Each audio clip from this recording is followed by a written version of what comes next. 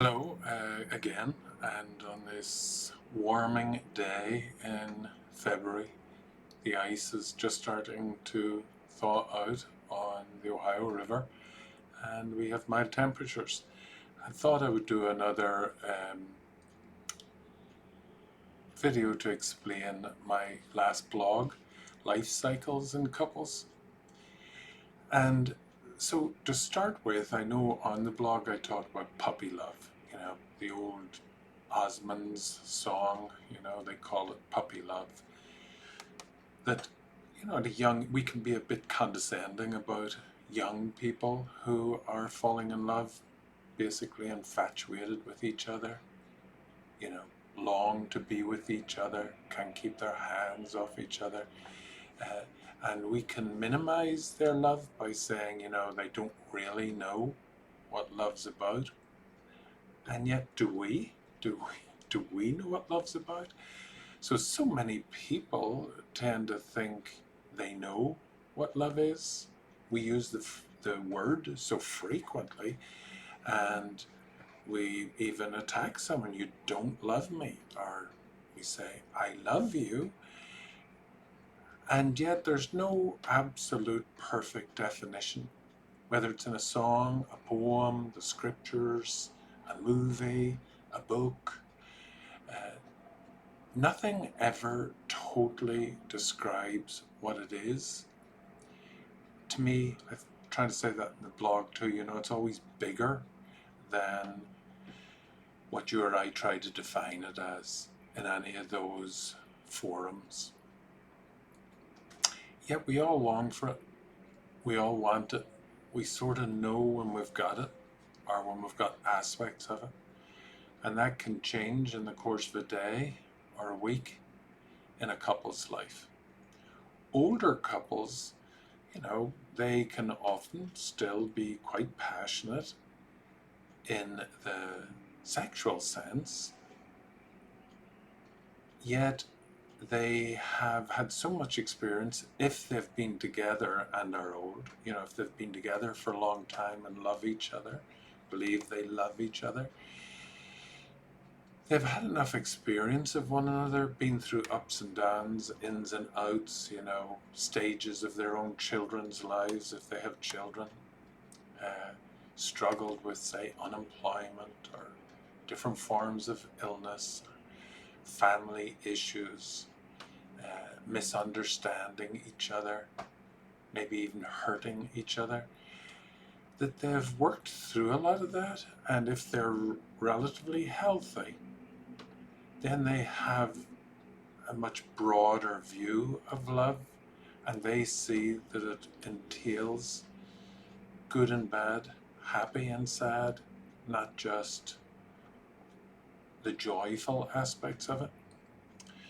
So older couples, it can be I make a cup of tea for you, or I pick you up when you didn't expect me to pick you up from somewhere you were visiting, or I start your car on a winter's morning. So these sorts of things, are they better or worse than somebody who's physically intimate or very expressive with their words about love? I don't know. Uh, I don't think we have to say better or worse. It's just different. Different ways of expressing and experiencing love. Then you have a couple, a lot of my couples that I work with are in that sort of, whatever you want to call it, middle age group, so from the late 30s to the early 50s. And they're running ragged. They have so much to do. They both often work outside the home, and then they have maybe two toddlers, and maybe they have another one on the way. They're dealing with a pregnancy. So there's so much for them to do. They feel like they're hamsters on wheels, just constantly running. So they too can experience love, even though they may not have much time to just be with each other. This is where I think it's very important for us to consciously eke out time to be with each other, not get pulled out all over the place, by our families of origin, or by our friendship groups, or by the things that need done in the house, or by our employers. All these things are constantly pulling at us, and sometimes, and even our children pulling at us. And then with this couple, sometimes they can end up losing their connection, feeling they're in it alone, sort of on like trains on parallel tracks, heading towards sort of a common destination that they think they're both aware of, yet having very few cross linkages. This to me is a real problem with that stage or cycle of love, the desperate need to consciously create time for us to be together while we do all these things that are required of us. And then, central on what I wrote in the blog is like, what is love? For like millennia, people have tried to describe it. I say in the blog about Greek philosophers and the different forms, whether it's agape or philia or eros, or the other forms that they talk about. But there are many forms of love, and they try to describe it. And as say in songs too, we try to describe it. And then in the blog, when I was writing it, I came up with an idea myself that I pondered on since writing it, and I thought, durable, or as I would say, durable love. Love that is solid, doesn't sort of get pulled all over the place, but is solid between the couple. That they know that the other has their back. They believe they can trust each other, whether that's with finances or with other relationships. And they go through pains. They have arguments. They have differences. They have misunderstandings. They don't talk to each other for a while. It can be a long while sometimes.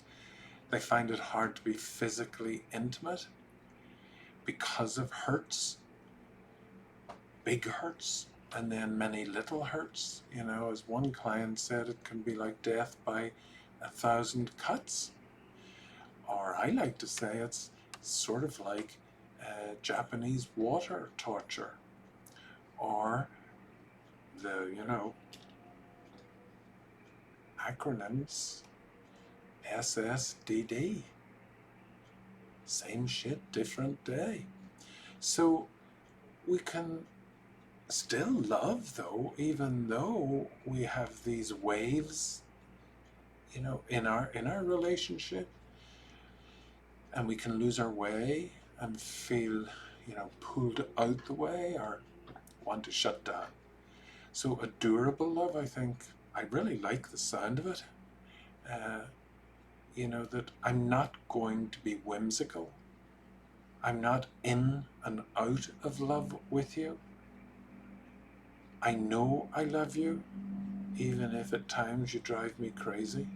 And then there are other times where it's like heaven on earth. I feel so connected. You have my back. We achieved so much. We've raised our children. We've carried out all the jobs in and outside the home. We've created a beautiful nest. Like, that's incredibly satisfying. So I'd just say, it's much bigger than we tend to think, and it's not only dependent on what Valentine's cards, and Valentine's Day is coming up now, so it's appropriate that I'm saying this right now. I send my partner a Valentine's card. We'll do something to celebrate that day. It's important we celebrate it. Don't forget all the other days of the year. And it's not just about lovey-dovey, kissy-kissy, huggy-huggy, sweet and nice. Yes, those things are beautiful, but do you stand by me? Do you try to understand me? Do you feel understood by me? Do we try to work truly as a team, or do one of us feel overburdened? Do you side with your family of origin too frequently? Or are you really with me? So, no matter what, I think it's always bigger than you and I tend to think love is. And it's richer. And it can be as simple as just, I love to sit beside you. I love to sit in the same room as you.